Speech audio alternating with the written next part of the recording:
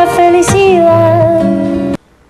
Hola, ¿qué tal? Soy Dora Villalobos Mendoza y estamos en Nuestras Voces hoy, jueves 15 de septiembre de este 2016. Como todos los jueves, le ofrecemos este programa Derecho Humanista, un programa que pretende promover los derechos humanos para que usted los conozca, los ejerza y los respete. Es muy importante conocer los derechos humanos, sobre todo ahorita en esta coyuntura en la que estamos de tanta discusión de qué son los derechos, de quién sí tiene derechos y quién no. Hay que entenderle poquito al asunto de los derechos humanos y vamos a hablar justamente de derechos humanos en esta temática tan importante que son las familias, ¿no? Las familias, y digo familias porque hay muchos tipos de familias, ha generado una gran discusión en muchos términos, desde muchas visiones, y entonces hay que verla desde los derechos humanos, me parece a mí, para que nos vayamos como entendiendo un poquito más. Y bueno, para hacer esta reflexión, vamos a reflexionar hoy aquí sobre las familias. Para hacer esta reflexión a mí me da mucho gusto recibir aquí a Rosina Uranga. Ella es psicóloga y bueno, trabajas, Rosina, bienvenida en lo particular, pero también en distintas instituciones y particularmente en el CEDEM, en el Centro de Derechos Humanos de las Mujeres, este centro que patrocina junto con la Unión Europea este programa y que es uno de los centros, me parece a mí, que más promueve los derechos humanos, particularmente de las mujeres, pero a la hora de promover los derechos humanos de las mujeres es que promueve todos los derechos humanos, ¿no?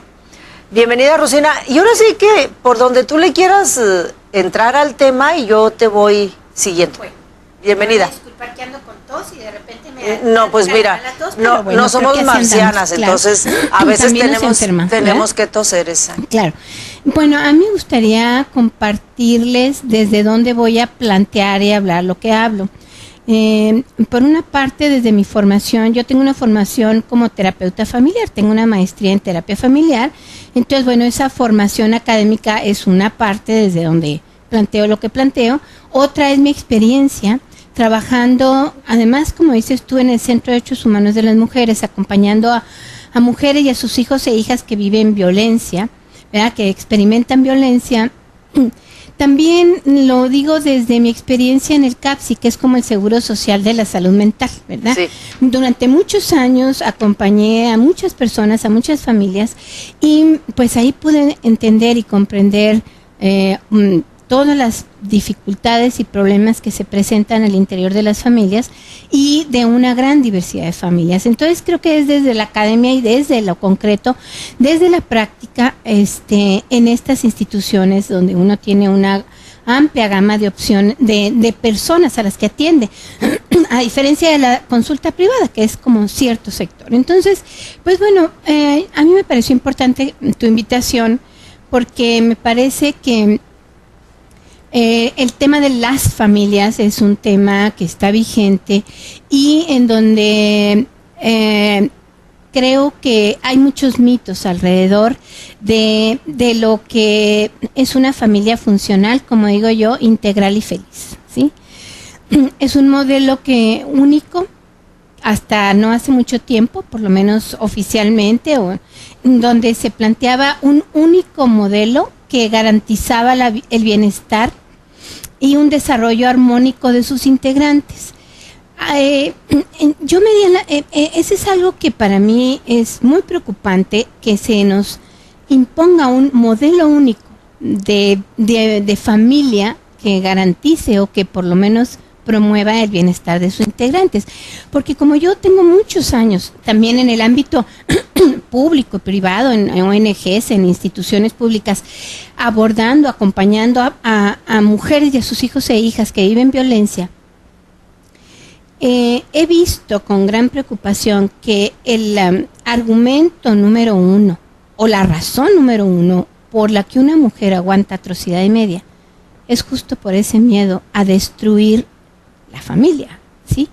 Es decir, como yo trabajo con grupos, puedo decir que he escuchado a miles de mujeres Y, ¿qué te diré? El 95 o 98%, la razón fundamental por la que permanecen y aguantan atrocidad y media es justamente por su temor y de destruir la familia, esta familia que nos han impuesto, ¿sí? Y entonces por eso para mí, cuando me invitaron, cuando tengo la oportunidad, cuestiono esto, ¿no? Es decir, no hay una única, es decir, el hecho de que haya un papá y una mamá no garantiza que haya una familia armónica, un respeto a sus integrantes.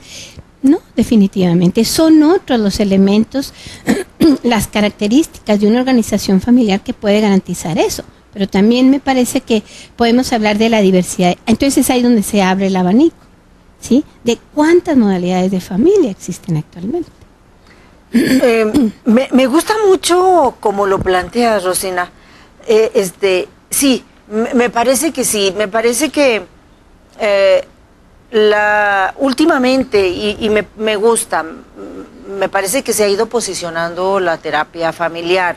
Últimamente yo veo en las ofertas, de servicios profesionales, mucha atención que se le llama terapia familiar. Sí. De hecho, hay mucha capacitación, maestrías, diplomados, sí. Las escuelas de psicología ofrecen ya esta especialidad de terapia familiar. Y entonces, quienes no le entienden a lo mejor bien, entonces dicen, no, pues maravilloso que haya tanta terapia familiar. El asunto, y como tú eres terapeuta familiar, entonces pues le entiendes, pero además eres una terapeuta familiar con visión de género. Esto a mí me parece excepcional, fantástico, porque me parece que a la psicología sí le anda faltando todavía, por lo menos en Chihuahua, por lo menos en México particularmente, sí le está faltando incluir en esta terapia familiar, en esta oferta de terapia familiar, la psicología como profesión, la visión de género, porque me parece que puede haber el riesgo, debe de existir el riesgo en una buena parte de la terapia familiar, sin visión de género, de insistir en querer preservar esta familia tradicional, que tú dices que ha sido impuesta, y es que ha sido impuesta históricamente. Exacto. Tenemos siglos, milenios con este modelo de familia tradicional de papá, mamá, hijos e hijas. Y entonces me llama mucho la atención este análisis y esta reflexión que tú haces, porque me parece que hay que ponerle mucha atención. Me parece que cuando hablamos de familia, entonces yo te pregunto, más allá de quiénes la integran, quiénes la integramos, ¿de qué tendríamos que estar hablando para hablar de una buena familia? ¿Qué son estos integrantes o estas integrantes quienes hacen una buena familia o no necesariamente? Sino, entonces, ¿qué hace que una familia sea buena familia? Funcional. Exacto. Pues me parece que tiene que ver con que por una parte que es un grupo de personas, ¿verdad? Y puede ser hasta una persona, depende de cómo lo concibamos. Una persona se puede considerar ella familia y con sus mascotas es su familia, ¿verdad? Pero es las integrantes, así es.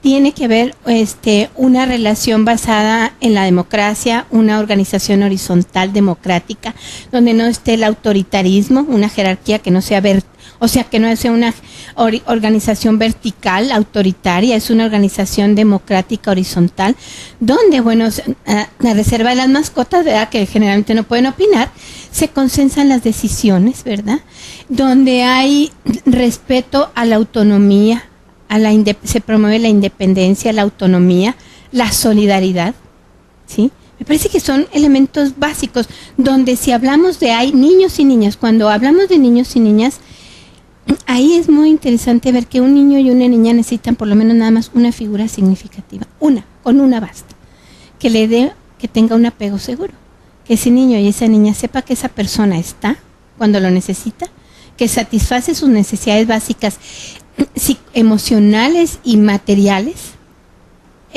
Eso me parece fundamental y esto nos lo acaba de reafirmar un experto que estuvo aquí hace como un mes, que vino invitado por el Supremo Tribunal de Justicia, Raúl Lizana. Es un hombre que tiene muchísima experiencia trabajando. Él tiene un libro que se llama A mí también me duele, que habla de hijos e hijas víctimas de la violencia de género. Es decir, es alguien que puntualmente dice, cuando a una mujer, a una madre la maltratan, los hijos no son víctimas de esa violencia. Y él nos decía ahí en el Supremo Tribunal, en un congreso, que los niños y las niñas justamente solamente lo reafirmó, ¿verdad? Algo que nosotros ya habíamos comprobado y sabíamos, con una figura basta, y esa puede ser la abuela, la nana, la mamá, el papá, una hermana, un hermano. Es decir, un niño que tenga una figura significativa, de ahí es como se apega, ¿verdad? Hay un vínculo seguro. Ya si hay 2, 3 más personas, excelente. Pero entonces eso echa por tierra que un niño y una niña, o una niña necesitan un papá, una mamá, que vivan juntos bajo el mismo techo. ¿Sí? A ver si te voy siguiendo, Sí. Rosina, porque me parece fundamental. Traes tu acordeón, sácala. Ahorita sí, ¿no? Bueno, sí. A ver si voy siguiéndote, porque hay muchas mamás solteras. Muchas mujeres que por angas o mangas ¿Por divorcio? ¿Solteras por divorcio? Porque no sé. se divorcian, se separan, o muchas que tienen hijos y nunca se casan, ¿no? Nunca se emparejan.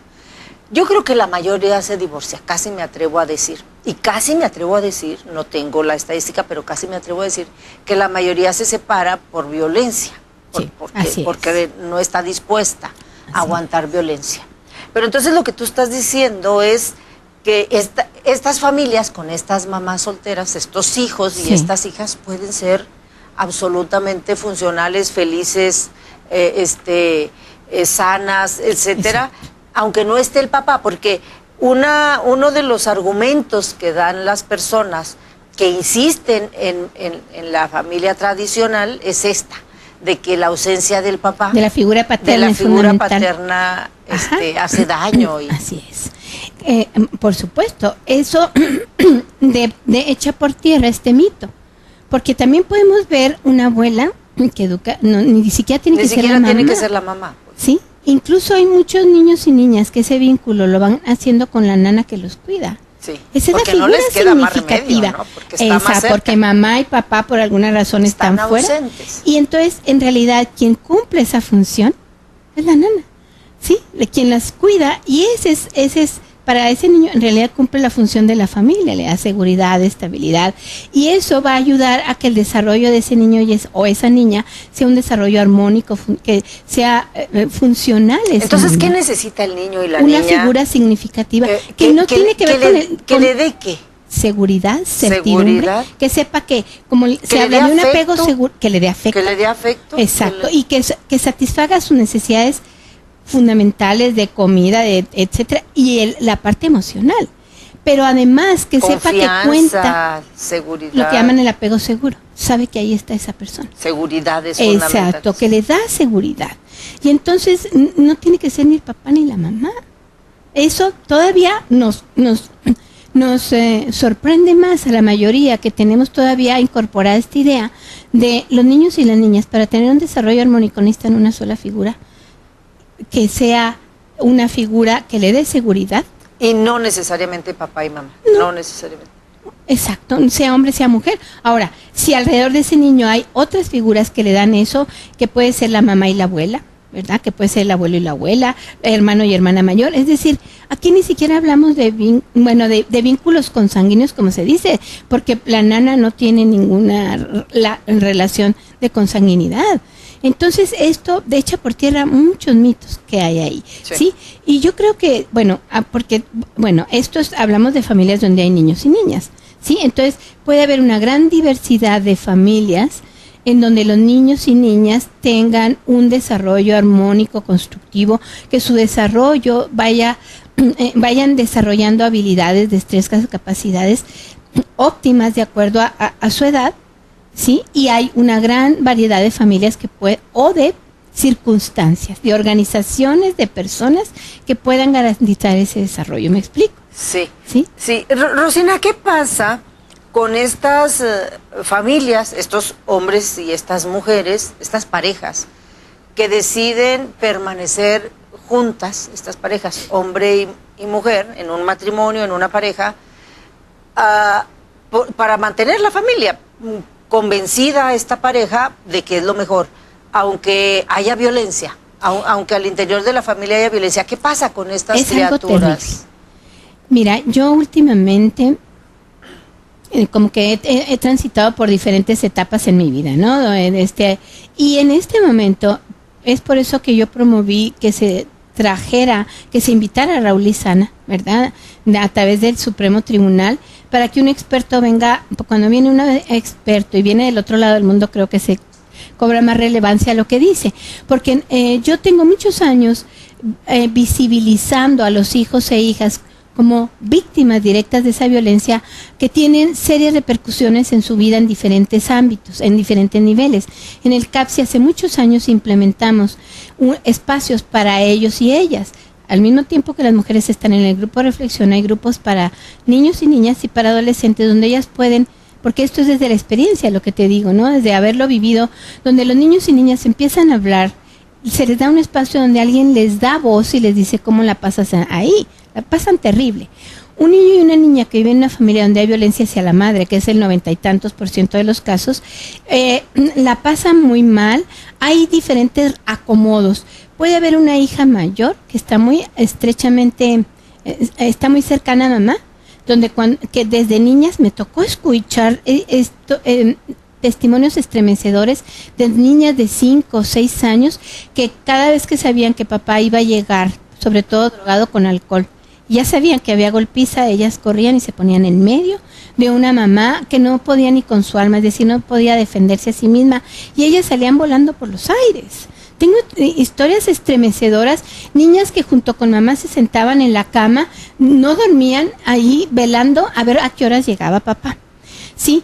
Y esas niñas cuando van creciendo, sienten enojo a papá, hacia papá, pero conforme van llegando a la adolescencia, esas adolescentes sienten coraje a papá, pero más hacia mamá porque permanece. Sin tomar en cuenta que mamá permanece no porque esté tonta, porque le guste la mala vida, que sea débil, justo porque ella es depositaria de esas creencias que le hacen pensar que debe permanecer ahí justo por los hijos e hijas, no sé si me expliqué. Ella está ahí por ellos y ellas, pero eso desata en ellas una ambivalencia tremenda. Esas adolescentes después le dicen, mamá, ¿por qué estás ahí? Déjalo, divórciate. ¿Sí? Y entonces crecen con ambivalencia, amor y coraje a mamá, amor y coraje a papá. Eso es totalmente insano, psicológicamente hablando. Y bueno, entonces ellas, eso no les ayuda. Luego también se ven sujetas a la terrible manipulación, donde papá generalmente las hace aliadas, alguno de ellos, en contra de mamá. Están ahí como garrote. Mamá las hace confidentes, si hay un hijo muy cercano a mamá, que también generalmente es víctima de las violencias de papá hacia él, por ser cercano a mamá, lo ve como rival. Él o ella, esos hijos o hijas, se vuelven en las confidentes, y mamá llora y ellos la andan consolando de todo, y papá los usa a alguno otro, intenta usarlo como aliado en contra de mamá. ¿Sí? Entonces, si te fijas, ellos están en medio, pasándola muy mal y tienen muchos síntomas. En el CAPSI, la puerta de entrada para la consulta generalmente son esos niños y esas niñas o adolescentes que llegan, pero no llegan porque dice la mamá, traigo a mi hijo porque vivo violencia y mire las consecuencias. No. El niño llega que se hace pipí, se hace popó, síntomas de ansiedad. ¿Qué pasa con esos niños y esas niñas? Tienen síntomas de ansiedad. Nos tocó, yo he oído relatos estremecedores, o sea, son las historias de terror, de niños y niñas que ya saben cuándo va a haber golpiza. Hay algunos como estas lupitas, porque eran, que llegaban y se enfrentaban a papá, pero hay otros niños, por ejemplo, que cuando saben que va a haber golpiza, corren por los hermanitos menores y se van a esconder. Había un caso estremecedor donde el hermanito mayor organizaba a los demás y se iban a la litera. Tenían en un cuarto una litera, se tapaban y él se llevaba galletas porque sabía que era una noche de pesadilla. porque sabía que papá iba a llegar, dale, reclamándole, iba a haber golpiza y probablemente iba a haber violación. Porque nos decía Raúl Izán, este experto, cuando un hombre viola a la mamá, él no se cuida de cerrar la puerta. ¿Sí? Y los niños y las niñas están como testigos. Mamá tratará, porque la mamá sí está con una antena aquí y otra allá. Y para evitar que ellos sufran, finalmente cede, finalmente se calla, o intenta cerrar la puerta o intenta hacer algo. Sí, él es un experto que, entre paréntesis, trabajó muchos años acompañando hombres generadores de violencia. Tiene la experticia de haber trabajado con ellos, después acompañó a mujeres víctimas de violencia y finalmente decidió trabajar con estos niños y estas niñas. Entonces, si te puedes fijar, es terrible lo que pasa. Y tiene repercusiones a corto, mediano y largo plazo si no se aborda esto. Entonces, esta experiencia desde la terapia familiar en violencia, me parece a mí que da elementos, muchos elementos, para cuestionar esta insistencia de mantener una familia tradicional a pesar de todo, es decir, incondicionalmente, porque yo creo que donde hay una familia tradicional sana, una familia tradicional donde la pareja se respeta, donde el hombre y la mujer viven y tienen una buena relación con los niños, con las niñas, donde se respetan, debe ser maravilloso, es muy bonito, ¿no? Porque, bueno, pues debe ser muy satisfactorio de muy buen crecimiento, de muy funcional, para los niños y las niñas que ven a sus papás, a su papá y a su mamá mostrándose cariño y mostrándose afecto, porque también con ese ejemplo de demostración de afecto, pues irán a buscar parejas para demostrarle afecto y también recibir afectos y amores, ¿no? Me parece que eso es como idílico, es como decir, que ojalá existieran así todas las parejas. La bronca es que sabemos que por lo menos en México los índices de violencia al interior de las familias, al interior de las parejas es altísimo en contra de la mujer. Y entonces ha venido como consecuencia, me parece absolutamente explicable, el divorcio, el fenómeno del divorcio, que se ha satanizado tanto, ¿no? Pero el divorcio ha sido una salida, me parece, más allá de que sea explicable, una salida sana, a mí me parece, para muchísimas mujeres que se van de la violencia a través del divorcio, a través de la separación. Y por lo menos con las que yo me ha tocado entrevistar, y tú todas las que te habrá tocado atender, yo no me he encontrado a ninguna que digan que se arrepienten. La mayoría dicen, estoy a todo dar, la mayoría dice, me debí haber separado antes. La mayoría dice, aguanté mucho, debí de haberme ido antes, porque la mayoría aguanta, la mayoría se espera, la mayoría aguanta, ¿no? Exacto. En ese sentido, las mujeres permanecen en esas relaciones por el temor a destruir la familia, pero por el monstruo del divorcio. Las mujeres ven al divorcio... Sigue muy satanizado. Terrible. Porque justo destruye la familia por el estigma que tiene una mujer divorciada y los hijos e hijas de madres divorciadas. Porque todos los problemas que tengan se los van a adjudicar o achacar a la condición de familia disfuncional, porque no se apega a ese patrón.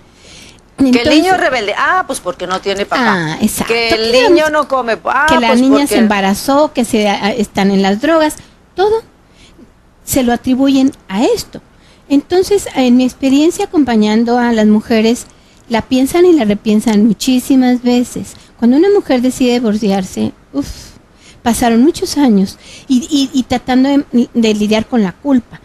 Actualmente, probablemente quienes no la piensan tanto son esas herederas de la violencia que dicen, ya sé, ya tienen las antenas muy aguzadas y esto que me está contando ya me pidió perdón, ya lo viví años, no va a cambiar.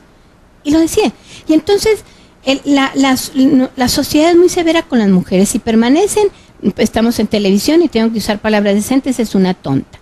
Le gusta la mala vida, está ahí porque quiere. Si quisiera salía de ahí, malo, si permanece. Cuando se sabe que una mujer, además tenemos que hablar de violencia física porque la demás no se ve, ¿verdad? Cuando ella llega al trabajo con los lentes enormes porque le dieron un puñetazo, la gente es cuestionada porque, Sí. porque aguanta. Sí. Pero si se divorcia, malo.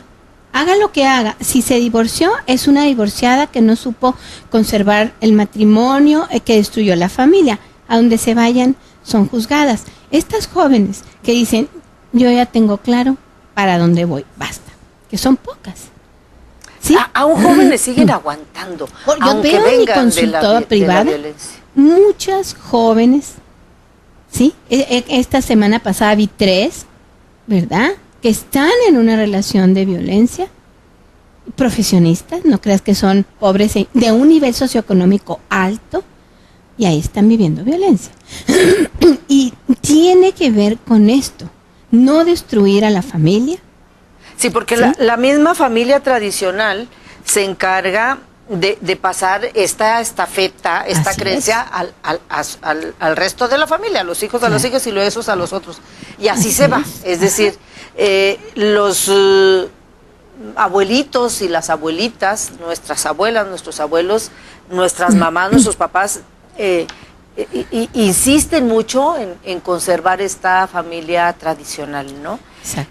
Y en años anteriores, algunas décadas, pues pocas se atrevían a separarse.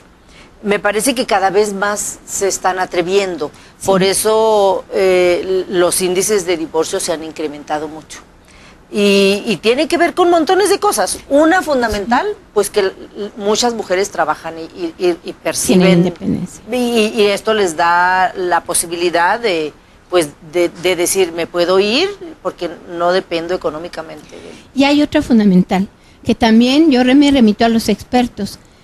Raúl Izana y muchos otros expertos como Rubén Parra, un colega nacional que estuvo aquí un tiempo, y bueno, muchos otros expertos en hombres generadores de violencia, nos hablan de las pocas probabilidades de que un hombre que ejerce violencia cambie. Los expertos y las mujeres finalmente, con mucho dolor, se dan cuenta de que su pareja no va a cambiar, porque la mujer que permanece ahí le apuesta a que él cambie. Sí. Sí. Y los expertos nos dicen, para que un hombre se quite el chip machista, está en China. ¿Sí? Si necesita atención No, y especializada. con la y aún atención, así batalla, porque ¿no? estos expertos han trabajado y se dan cuenta que aún y Con la con un trabajo mínimo de 1 año, yendo no a terapia, es a grupos psicoeducativos. Ahí se va haciendo un filtro. Imagínate en donde, si- nos decía Raúl Izana, un 5%. Imagínate si con terapia especializada no cambian el chip. Imagínate si nunca van Así es, a terapia jamás. así es. Porque, ¿qué nos dice esto?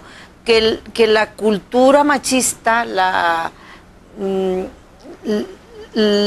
idiosincrasia, las creencias de cómo deben de ser las familias, de quién manda en las familias, de cómo el hombre se debe comportar, está tan acendrado, está tan machacado en tantos milenios Así de es, años, en tantos así es. siglos, que es complicado. Exacto. Y fíjate que tiene cierta lógica, Rosina.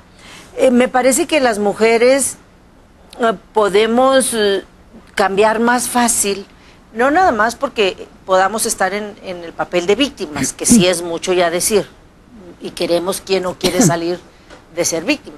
Esa es una buena razón, pero otra es que justamente el hecho de que no tengamos el poder, de que nos hayan, desde que nacimos las mujeres nos hayan ninguneado el poder, nos da la posibilidad de entonces poder cambiar, ¿no? Sí. En cambio al hombre que le dan el poder, tú tienes que ser así y tú eres el que mandas y tú eres el que puedes y tú eres el que decides y tú desde que nace, desde bebé hasta que se muere. Y entonces el tener una cultura que le insista al hombre en que debe de tener un comportamiento de tal manera, con esa severidad,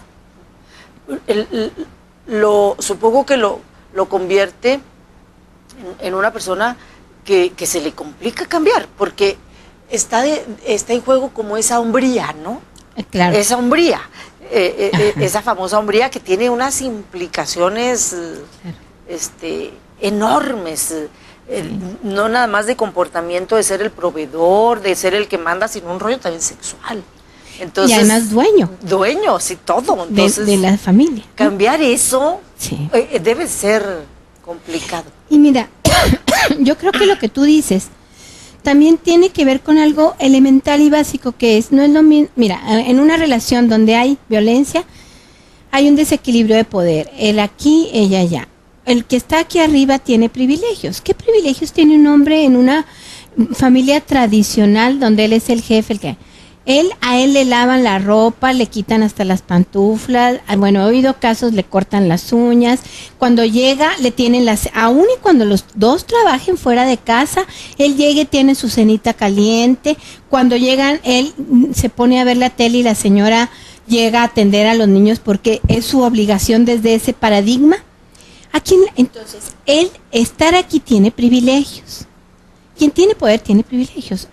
Entonces, no es lo mismo una mujer que está acá acceder al poder que alguien que está acá bajarle muchas rayitas y ceder privilegios. ¿A quién le gusta que de pronto, si uno es jefa y tú te das estos ínfulas de, a ver, aquí yo soy la jefa y la secretaria me trae el café, me cargan el portafolios, está como el señor que le sirven y le recogen la ropa sucia? Yo puedo hacer eso.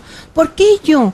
Con esta jerarquía, si yo estoy acá como la jefa, yo me puedo ir a la cocina y hacerme el café, puedo hacer todo y no tengo por qué tener a las personas que están como subordinadas, como si fueran mis sirvientes, ¿sí? Y entonces, quien tiene, claro que yo me siento aquí y hay alguien que me está resolviendo todo, me contesta el teléfono, me hace esto, cosas que yo podría hacer, pero que bueno, pues si hay alguien que lo haga, y de pronto que le digan, oye, Resina, bájale a tus rayitas, ¿verdad? Pues no me gusta tener que hacer algo que hace alguien por mí, simplemente porque es mi subordinada. En esas familias, a un hombre que le digan, bájale a las rayitas, pues claro que no, ¿verdad? Usted es igual que ella, ¿verdad? Tiene los mismos derechos, pues por supuesto que no, porque eso implica que tenga él que esforzarse. Los hijos son de los dos, no son nada más de ella, y es una corresponsabilidad, y también usted tiene la responsabilidad de levantarse en la noche si está llorando, cambiarle el pañal, muchas otras, llevarlo al pediatra. Es decir, claro que a un hombre educado de esta manera tradicional, eso no le va a parecer. Es que es una friega atender criaturas. Claro, y atender la casa y toda la sobrecarga. O sea, si empezamos a enumerar todo lo que hace la mamá para cuidar a la criatura desde que nace hasta que ya se va de la casa, claro. Espérate tantito. Y los privilegios de, por ejemplo, yo vengo muy cansado de trabajar, quiero descansar, como si el trabajo doméstico no fuera trabajo. Y el privilegio de salirse con los amigos, llegar en la madrugada porque él es hombre. Sí. Es decir, hay muchos privilegios en estas familias tradicionales. Sí. Y no como tú dices, ¿quién los quiere perder? Exacto. ¿No? Sí. Y luego también hay y se va pasando de generación en generación en este ejercicio del poder, donde el papá, el hombre, el marido es el que toma las decisiones. También una gran imposición con los niños y con las niñas, en un aprendizaje de que los niños y las niñas como que no cuentan y como que tienen que estar callados siempre, ¿no? En esta educación familiar, porque paradójicamente se defiende mucho, no, que sea la familia la que eduque, pero ¿cómo educa la familia cuando es en esta familia tan tradicional y tan conservadora? Cuando se educa en este autoritarismo donde los niños y las niñas no cuentan. Tú al inicio decías, es que tiene que ser, para que sea funcional, tiene que ser una estructura democrática donde todo el mundo cuente. Y es al revés.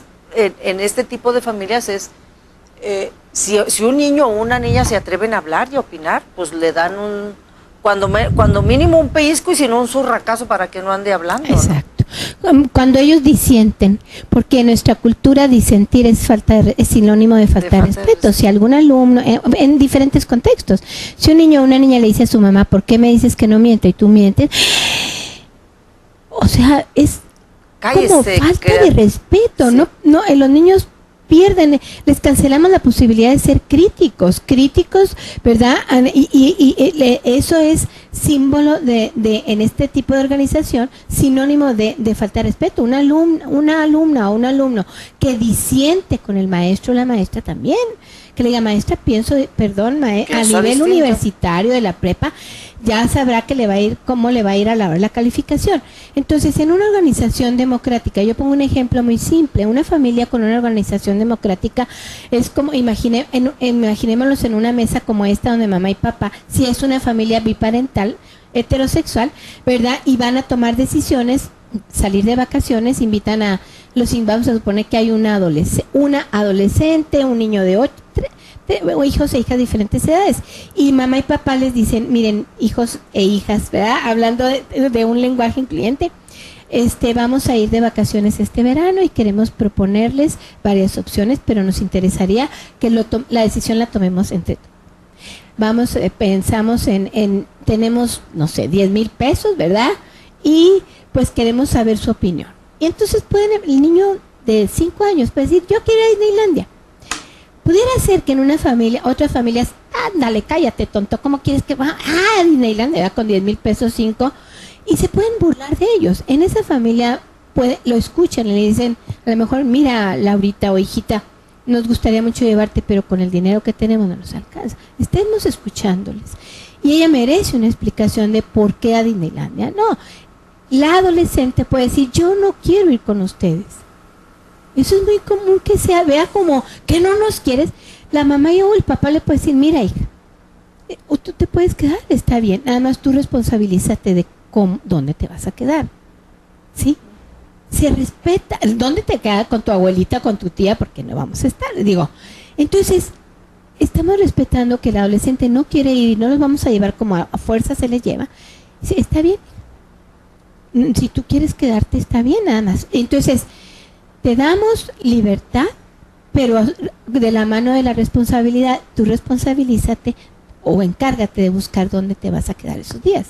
Y el otro niño podrá decir un lado, total que finalmente la mamá puede ir, ¿qué les parece si entonces lo sometemos a votación? Unos quieren ir a la sierra, otros quieren ir acá. Esa es una manera democrática de tomar decisiones, donde los niños de todos los integrantes de la familia tienen voz y tienen voto. Conocí una historia brevemente de una familia donde llegó ella muy consternada, en una familia donde había violencia económica, patrimonial y psicológica, ¿verdad? Todavía creo que no había golpes, pero es lo de menos. Y me llegó diciendo con mucho dolor que se iban a ir a Europa.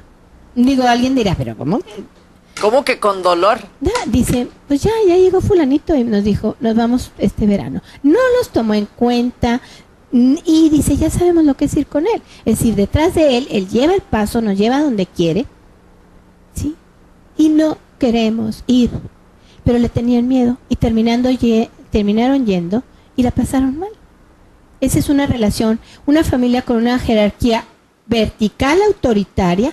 En estas es así, papá, en la familia tradicional, papá, jefe de la familia, quien toma las decisiones, mamá, hijos e hijas. En estas familias, imaginémosla, el respeto es unidireccional. Los de abajo respetan a los de arriba, pero el de arriba no respeta a los que están, que simbólicamente hablando, por debajo de ellos. ¿Sí? Esta es una organización donde generalmente hay violencia. ¿Y cómo hacerle, Rosina, ¿Cómo hacerle? para tener familias funcionales, sanas? Yo creo que tenemos desde distintos Más allá de cómo se espacios, integren, ¿no? Claro, que cuestionar mucho estas ideas, de poner sobre la mesa el tema del poder. ¿Sí? ¿Quién tiene poder y se abusa o no del poder? Porque si nos remitimos a la definición de... bueno, en fin, no me voy a meter a esa otra parte, pero están muy conscientes de que tenemos poder. Yo como mamá tengo poder. Abuso de ese poder, estoy ejerciendo violencia. O tengo mucho cuidado de no abusar para imponer mi voluntad, porque cuando uno le dice a la hija o al hijo, ¿por qué, ma? Porque yo lo digo y lo mando y soy tu madre y te callas. Estoy en una posición de autoritarismo. Entonces, pero yo creo que eso te tiene que cuestionar y reflexionar en las escuelas, en todas las organizaciones que tienen esta característica, que son la mayoría. En las instituciones, en las empresas, en las escuelas, tú ves En los gobiernos, en todos lados está. Yo creo que es desde cuestionar. Y entonces, hablando de la diversidad de familias, cualquier organización familiar que respete, ¿verdad?, los derechos a voz, a voto de sus integrantes, ya de entrada yo creo que tiene un buen pronóstico. Independientemente de que haya una mamá, un papá, papás del mismo sexo, personas del mismo sexo, aunque no, es decir, porque nosotros hablamos familias del mismo sexo, es una mamá y una abuela. Claro. Es una familia cuando hay dos personas del mismo sexo, y eso puede afectar. Claro que no, aunque no hay un vínculo afectivo o erótico entre ellas. Es una familia Que es súper frecuente esto, ¿no? Exacto, donde hay dos figuras del mismo sexo. Donde la hija, separado no, se queda con su mamá. Exacto. A que le ayude a cuidar a las criaturas. Es súper común. Así, y no hay una figura masculina. Exacto. Pero además tenemos que los tipos de familia, la integración de las familias, ha cambiado históricamente, ¿no? Ajá. Históricamente. Hace, de hecho, no tantos siglos, hace algunos siglos en la monarquía, las familias, la integración de las familias, quién se casaba con quién, la decidían en función de económica, en función de los bienes, política, exacto, de con quién nos conviene que se case la hija o el hijo, ¿no? Y entonces se arreglaban matrimonios desde que las criaturas nacían, ¿no? Para juntar reinados, para juntar terrenos, para juntar fortunas, etcétera, ¿no? Y eso estaba bien visto. O sea, el asunto de los amores, pues eso no contaba, ¿no? Y perdón que te interrumpa, y las edades. Y ni las edades, exacto. Porque yo me acordé, no me acuerdo, Porfirio Díaz, qué edad tenía cuando se casó. Uno lo vería ahí como un abuso total. Y muchas personas, hombres adultos, que se casaban con adolescentes, con casi niñas. Eso no se veía como mal. No se veía. Porque esas niñas no tenían voz ni voto, ¿sí? Llegaba un hombre y la elegía, y era un matrimonio con estas características de un conveniencia, hombre y una mujer, ¿no? Pero reunía esto. Sí, claro. Sí. Sí, claro. Ética, moralmente, no se veía mal, no estaba mal, y tampoco jurídicamente, o sea, eso no tenía implicaciones legales, ¿no? Hemos ido cambiando, y tenemos ahorita, pues, familias de montones de tipos, ¿no?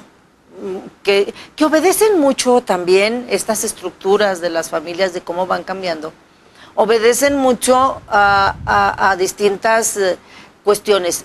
Por un lado, lo económico, muchas mujeres ya solas porque ya trabajan y tienen manera de ser independientes, entonces sigue siendo el factor económico una parte importante, ¿no? Como las casaban antes, desde que casi nacían, las comprometían, porque además, y a ellas no les quedaba otra que aceptar porque no podían trabajar, era ilegal que trabajaran.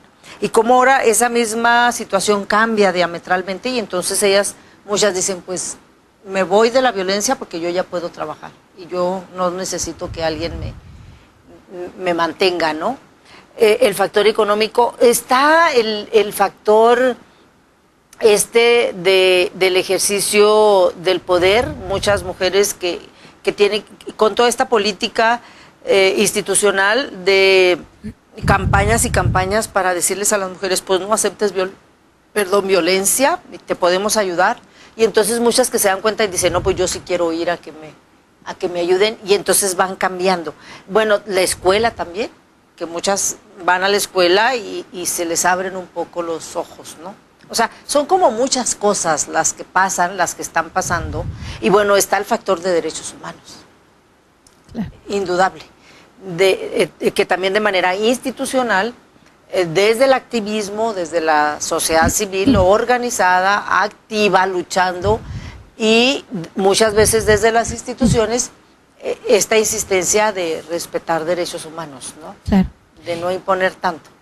Y fíjate, pensaba en una generación, tú habrás visto, de muchas jóvenes, de generaciones de jóvenes, hombres y mujeres, que deciden probablemente casarse o vivir en unión libre y no tener hijos e hijas, y que para pues, nuestras generaciones son egoístas, por ejemplo. Sí. Y yo he oído los argumentos y me parece que son bastante, ¿cómo diríamos?, conscientes, responsables, de decir, estamos en un planeta devastado, en un planeta sobrepoblado. O sea, ¿por qué sería que tendríamos que tener hijos e hijas? Traer personas al mundo. Porque también es muy interesante ver qué motiva a la gente a tener hijos e hijas. Bueno, es que te metiste a un tema que lo tenemos que, si no lo alcanzamos ahorita, lo tenemos que abordar. Así es. Y yo te quiero comprometer que lo tenemos que abordar, Sí. Rosina, que es la maternidad. Ah, sí, es muy complejo. Es que la este maternidad, Sí. sigue siendo hasta ahorita es parte de la familia, es parte de lo que estamos hablando de la estructura de la familia tradicional, porque la maternidad sigue siendo un estigma, una especie de obligación para las mujeres, pero es una obligación cultural, social muy interesante, porque la gente de verdad cree que las mujeres que no somos mamás, yo no soy mamá y no voy a ser, porque ya tengo 54 años y entonces no me imagino yo embarazándome a los 54 años. Bueno, pero podría adoptar, ¿no? Pero bueno, decidí no ser mamá de ni una ni de otra manera. Y entonces la gente de verdad piensa que quienes no somos mamás no somos felices. O sea, de verdad lo cree. De verdad, los hombres y las mujeres, muchas mujeres y muchos hombres, de verdad piensan y de verdad lo creen, de buena fe, que las mujeres para ser felices necesitamos ser mamás. Está esa idea, Sí. pero así casi tatuada con sangre, Así ¿no? es. Y entonces eso implica que entonces hay como cierta obligación o por lo menos como idea de que entonces vas a tener que hacer una familia. Es decir, pero casarte la familia tradicional, como la claro, por lo menos casarte y tener hijos para que seas feliz. Eso es. Nos quedan 3 minutos. Bueno. Y la maternidad sí la tenemos que reflexionar, me parece. Yo sí estoy viendo cada vez más, de mi edad muy poquitas, pero de jóvenes actuales estoy viendo muchas que no quieren tener hijos. Así es. Que están decidiendo y que no son tener presionadas hijos. socialmente Sí, para claro. que La presión es. porque la única presión es justificante tremenda. de que una mujer que está casada no tenga hijos o hijas es porque es estéril. Sí. Es la única que la salva. Es la Después de única. haberle hecho mucha lucha. Sí. Entonces ¿Sí, no? te ven como víctima. Exacto. Pero entonces tampoco te la perdonan porque dices, pues entonces adopta, Así es. ¿no? Y entonces de una o de otra manera tienes que ser mamá, porque si no, no eres feliz en esta Eres estructura. una mujer plena. Exacto, no eres plena, Exacto. no te desarrollas, Ah. no te realizas como mujer. Exacto. Esa es como la idea, ¿no? Sí, exacto. Rosina, se nos va el tiempo, yo te agradezco mucho, me parece que son temas a los que les tenemos que entrar con la reflexión, hace falta y bueno, ojalá que la idea es moverle un poquito el tapete a la gente que nos ve para que tengamos distintos elementos para reflexionar y analizar, ¿no? Es la idea. Sí. Ojalá lo hayamos logrado. Pues eso espero. Sí, también. muchas gracias, Gracias Rosina. a ti, Muchísimas Dora. gracias. Sí. Muchísimas gracias a todo el personal técnico que hace posible la transmisión, a Dani aquí esmerándose en el camareo, allá adentro a los compañeros, compañeras, a Alan, a Jaime y también a Paola que hace la producción. Muchísimas gracias, Paola, y a usted que nos sigue también en su casa o donde nos siga. Hasta la próxima. Yo no nací